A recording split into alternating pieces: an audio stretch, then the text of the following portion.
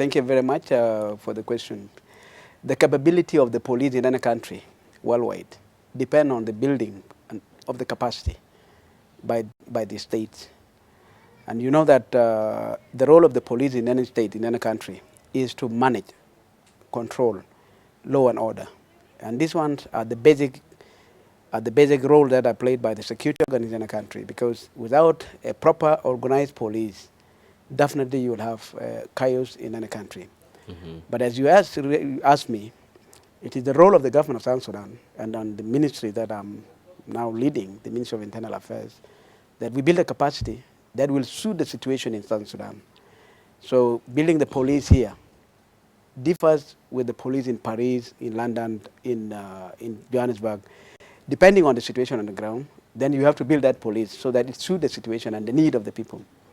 Now in South Sudan, given the background where we came from, the war, we are 5+ years since we signed the peace agreement. And that one has to be safeguarded by a proper organization of the organized forces led by the police itself. So in South Sudan, the police that we have at the moment is drawn from different backgrounds.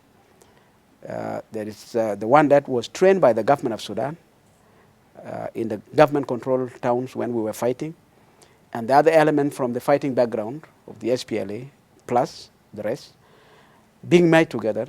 And with this, you need to harmonize the training and even the capacity so that they can actually do a policing which will actually be working using one language.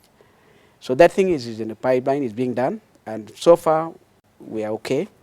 But on top, we are also building the new police force, means recruiting new recruits, and they are being trained.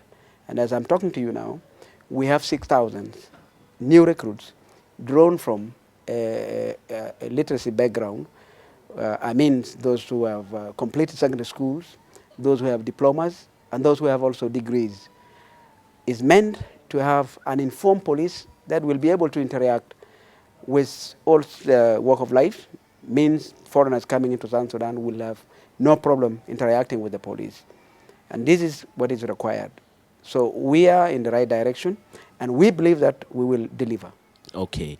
Yeah. Okay. Finally, sir, while we don't want to take most of your time, is that will you tell what you've said is very good, but the fear that people have out of this country is that your police force is really not yet prepared to handle a post-conflict country. That is why here there is almost often conflicts or chaos. What do you say of those people who feel that the perception without is that it is really chaotic and nothing seems to be functioning? And what assurance can you give them? Well, it depends on those who make the analysis and perception outside the Sudan. Basically, when you are outside Sudan or outside South Sudan, you will be given a picture as if South Sudan is boiling, is on fire. But that is wishful thinking from people who are wishing us bad luck. It is not a benchmark for any new states that you should emerge with a degree of more than 80% of an organized police. It is understandable that this stage where we are passing through, or these phases that where we are passing through in South Sudan, every country has gone through it, including the United States of America, and even France, and all those first countries, they have gone through it. Now the assurance that we fought the first war of 17 years, and we managed it, and we signed an agreement in 1972, and we went through governance of 11 years. Then revert back to war again in 1983. We fought for 21 years. You can imagine somebody who is committed, determined to embark on this dangerous business of war, because you can undertake any business, but not war. It is a very serious business, but once you have taken that option of embarking on war to resolve a problem that has really been a problem on you, means that you have the commitment, means that you are determined, means that you have the capacity of presenting yourself and even delivering services.